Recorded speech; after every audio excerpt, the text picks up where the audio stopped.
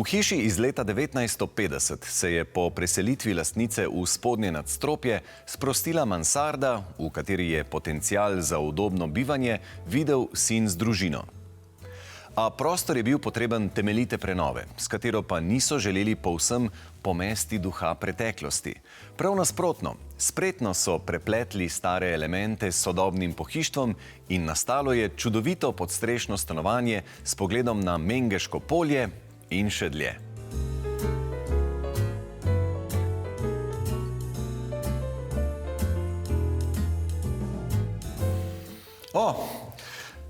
V resnici se samo delam, da berem, ker je enostavno pogled na tele Kamniško-Savinjske Alpe preveč lep. Ni pa to edina kvaliteta prenovljene mansarde, ki jo bomo zdajle spoznali. Sandra in Damjana živijo. Najprej me zanima, ali se še spomnita prvega vtisa, ko sta prišli v tole mansardo pred prenovo. Ja, to je bila pač klasično podstrešno stanovanje. Sobe so bile nanizane ob nekem osrednjem hodniku, bilo je nekaj strešnih oken, nekaj frčat. Imel pa je stanovanje takoj smo videli, da ima stanovanje kar nekaj potencijala. Potem v sobah je bilo več lončenih peči, tako da to je takoj se pokazala tudi neka zgodba, zakaj so te lončene peči, so nam povedali. Tako da v bistvu smo videli, da je to kar nek potencijalno. In kako je šlo od tam naprej? Kaj vse je bilo treba postoriti? Kako globoko je bilo treba poseči v sam prostor? In seveda, kakšne so pri tem bile želje naročnika? Želja naročnika je bila predvsem po nekem modernem, svetlem stanovanju. Tukaj so bile še kar velike sobe sicer, ampak ne preveč dobro osvetljene. In nekako se nama je zdela ta špica nek tak največji potencial v tem stanovanju. Pripravili smo seveda neko idejno zasnovo, naročnika sta si izbrala verzijo z dvovišinskim prostorom in tako smo potem odprli to zgornjo etažo. Čeprav je bila hiša dobro vzdrževana in že večkrat osvežena, so ji s prenovo poskušali dati enoten videz. Zato so poleg notranjega urejanja 150 kvadratnih metrov velike mansarde zamenjali še vsa okna, obnovili so fasadni ovoj in zamenjali streho. Dodali so tudi 2 balkona iz kovinske konstrukcije, ki sta oblikovana kot skladen element. S tem so dosegli, da se bivanje v mansardi lahko podaljša tudi v zunanji prostor. Se mi pa zdi pri tej dvovišinskosti, pri tej galeriji, nujno, da ste ohranili stare strešne lesene elemente, ne? V bistvu smo pa celo prenovo zasnovali tako, da smo ohranili vse tisto, kar se je dalo ohraniti. V bistvu cel pristop je bil tak, da ne posegamo v tisto, kar je dobro, kar je ohranjeno. In te stropniki so v bistvu iz prvotne hiše, 1950 je bila zgrajena, so še skoblani, zdaj so vsi ti strešni elementi rezani, ti stropniki so skoblani, že to da nek svoj čar v bistvu prostoru. S tem, da jih je potem naročnik sam na nek način zaščitil z oljem, tako da je malo osvežil barvo in to tudi da pravzaprav en poseben čar. A je tudi okroglo okno na hodniku, ki vodi semle, že bilo prej, pa ste ga samo ohranili? Ja, okroglo okno je bilo že, samo zamenjano je zdaj na novejše, drugače pa celotno stopnišče je ohranjeno v prvotni obliki, spodaj na vhodu je samo razširjeno, dodana garderobna omara. Tudi naročnik sam je stopnice obnovil, okno je pa tam od samega začetka. Neža, in spet sva v eni čudoviti mansardi, ki je doživela čisto novo življenje, dobila čisto nov obraz, ne? Nekako se ti prostori iz teh črnih, grdih račkov, zaprašenih, praznih prostorov prelevijo v svetle mansarde, polne energije in svežine. In tukaj ključno vlogo odigra dnevna svetloba, zagotovo, tako kot v teh prostorih, kjer svojo vlogo imajo tudi strešna okna, pozicionirana višje, da osvetlijo globino prostora, da dodajo stojno višino, ne nazadnje pa ta kombinatorika, kjer so ogrejena okna v kombinacijah, prostor naredijo tudi bolj atraktiven. Dajva povedati o posameznih vlogah konkretnih strešnih oken in glede na to, kako so vgrajena, kakšna je njihova funkcija. Ja, nad kuhinjskim pultom sta ogrejeni dve okni, ki mečeta to svetlobo v globino prostora. Tu je ta centralni del z jedilno mizo in klopjo. Jasno osvetlijo tudi zelo dobro kuhinjski pult. Potem imamo nad stopniščem strešno okno, ki ima zelo strateško pozicijo. Namreč dodaja svetlobo, doda pa tudi ta občutek prostornosti na račun globoke špalete. Imamo pa potem tudi strešno okno v stopnišču, ki vodi s pritličja v mansardo.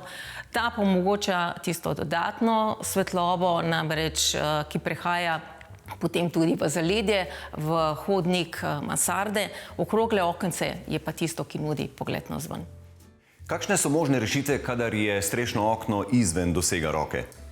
Okno je možno že izbrati v osnovo kot elektrificirano, se pravi, da je tovarniško vanj vgrajen elektromotorček, priložen dežni senzor. Zdaj, če na licu mesta ni elektrike okoli okna in kabel ni pripeljan v okno, je možno izbrati tudi okno na solarni pogon. Tukaj napajanje prevzamejo sončne celice, ki napajajo baterijo, ki poganja elektromotorček. In enako velja za senčila. Ta so v osnovi seveda ročna, tako kot strešno okno, lahko pa jih je dobiti tudi v elektrificirani izvedbi na elektropogon oziroma solarni pogon. Če se pokaže potreba, lahko strešna okna elektrificiramo tudi naknadno in s tem pridobimo možnost upravljanja na daljavo prek stikala, medtem ko pri senčilih te možnosti ni. Pri senčilih ni ravno tako kot pri strešnih oknih, jih je potrebno v osnovi kupiti kot električno senčilo ali kot senčilo na solarni pogon. Na teh dveh oknih nad kuhinjskim pultom so vgrajena senčila na solarni pogon. Zakaj? Okna so orientirana na vzhodno stran, jutranje sonce, poleti je vroče, jih je potrebno zasenčiti. Ko sonce preide na južno stran, potem senčila dvignemo in izkoristimo to obilico dnevne svetlobe, jutranje, ki pade v prostor, se pravi poenostavimo upravljanje z pritiskom na gumb. Dnevno bivalni prostor je razdeljen na 3 dele: kuhinjo, jedilnico in dnevno sobo. Nad jedilno mizo z belim podnožjem se spušča markanten črn lestenec. Obkrožajo jo obnovljeni stoli na eni strani, na drugi pa so ob steno umestili klop. Kakšna je zgodba teh zelenih pečnic, ki ste jih uporabili kot okras na tem kuhinjskem otoku? Ja, kot sem prej omenila, smo opazili, da je v stanovanju več lončenih peči. Potem, ko smo se vzpenjali na stopnišče, je v bistvu tam en lep fris, opečnat fris vgrajen noter v steno. In v bistvu je bil naročnikov ded pečar. In potem doma so imeli tudi kar veliko nekih starih pečnic, različnih barv. In nekako smo potem malo po motivih tudi zbrali, nekako smo jih želeli vključiti v interjerno, nekako pokazati, kakšna je zgodba te hiše. Naslonjala so poleg stropnikov le eden od mnogih lesenih elementov v stanovanju. Že takoj ob vstopu se povzpnemo po starih obnovljenih lesenih stopnicah v osrednji del, kjer je po tleh položen velikoformatni lamelni parket, in nadaljujemo po novih lesenih stopnicah v galerijo. Pohištvo je zasnovano kot preplet elementov iz masivnega lesa, furnirja in barvanega mediapana. Tudi delovne površine v kuhinji so lesene.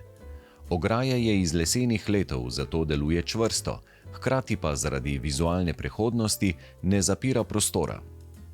Ker se v družini ljubiteljsko ukvarjajo z mizarstvom in rezbarjenjem, omenimo še ročno izdelano manjše pohištvo, kot so stolčki in dekorativne figurice na policah. Kakšno je bilo vodilo pri oblikovanju otroških sob? Otroške sobe, glede na to, da so to kar majčkani prostori, smo se ravno tako trudili imeti neko zelo nevtralno barvno shemo, zelo smo se trudili, da so svetle, da so okna do tal, da prejmejo čim več, da dajo čim več svetlobe. Vendar smo se tam držali tudi koncepta, da te leseni poudarki še zmerom so. Ali so to ročaji na omarah, ali so to neke poličke. V manjši meri seveda, večinoma so pa to neke belo pohištvo. Mene pa neverjetno, kako čudovit prostor je ratal čist na vrhu pod Slemenom, kjer se odpira čudovit pogled. Predvidevam, da se prav prerivajo, kdo bo lahko tam gor. Ja, v resnici so kar vsi tam gor. Skratka, res je ratal en tak kot neka družinska soba, no, ki je ločena, recimo obiske pripelješ pač v to jedilnico, medtem ko imaš nek svoj zaseben družinski prostor pa v galeriji. No. In res so lepi pogledi, na to so nas tudi upozorili, no, v bistvu nas je njihova babica upozorila, kako so v bistvu v stari hiši skozi neko prezračevalno odprtino gledali, kaj se je dogajalo na Mengeškem polju, ko je bila vojna za osamosvojitev Slovenije. In smo rekli, v bistvu to pa pravzaprav lahko mi izkoristimo na obe smeri, ne, in proti Mengeškemu polju in proti Kamniškim Alpam. No, to se mi zdi, da je kar dobro uspelo. No. Več kot dobro.